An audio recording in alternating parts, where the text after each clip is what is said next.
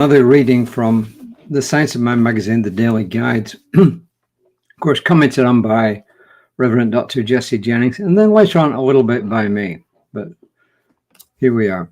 The main part is from Ernest Holmes. The quote actually is from John Hefferlin. John Hefferlin was a prominent figure in New Thought in the 20th century, especially in the science of mind.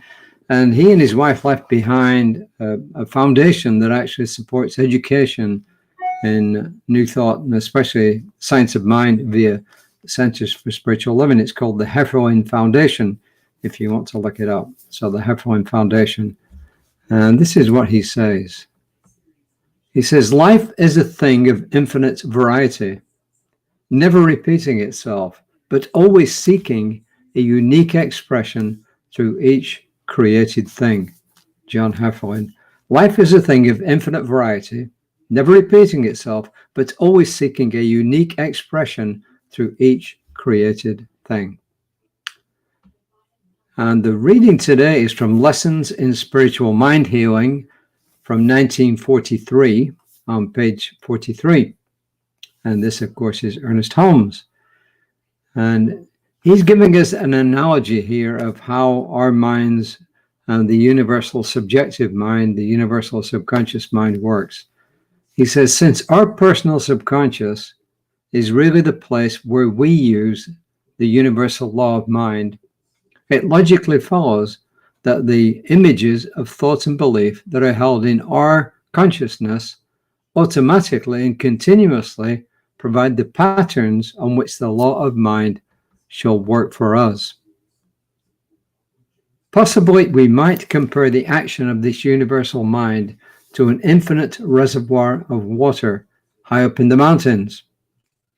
We already have the pipe laid from this reservoir to our dwelling.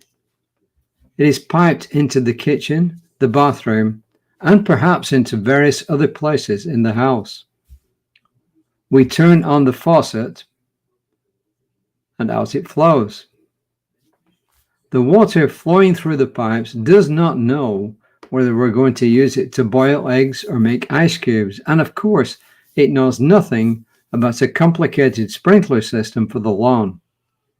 However, the day arrives when this system is installed.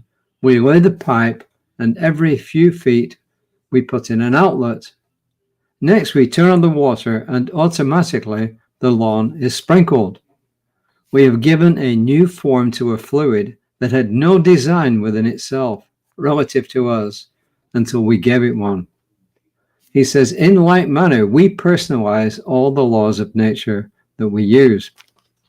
As I said, that was from Lessons in Spiritual Healing from 1943, page 43. Isn't that unique?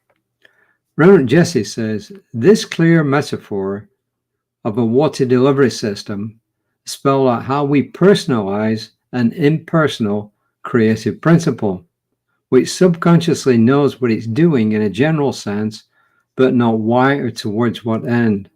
Consciously, we have plans and lay pipes, so to speak, to achieve a particular outcome of improved conditions. So in other words, when we pray using spiritual mind treatment, aka affirmative prayer, we're using the universal mind. And since the universal mind is everywhere, we are, of course, connected to this universal mind. In fact, Ernest Holmes said there's one mind and we make use of it. So our mind is actually one with this universal mind. So what they're saying is that the energy is available to create anything, but it won't be created until we shape it within our own minds. So the energy doesn't know what it's going to be used for. And then when we pray, when we believe, when we put thoughts and feelings together, that is what shapes this universal energy into whatever it is that we want to manifest, whatever we want to appear in this realm. So that is another way of looking at it. So in other words, pray and do your work. And when you do, exercise your belief to the full. How do you do that? You form what it is what you want. You put your beliefs around it. your feelings. You put your feelings around it, the thoughts plus the feelings become that belief, and then that is what you release into the universal subjective. And as we've always said, it always helps to do that with gratitude. But you've got to do three things. You've got to put the idea together with the energy, the emotion. You've got to be grateful, and you've got to release it to let the universal subjective do its work. It's kind of like writing a letter with an instruction, or sending an email or a text with an instruction that's actually sat there in your system.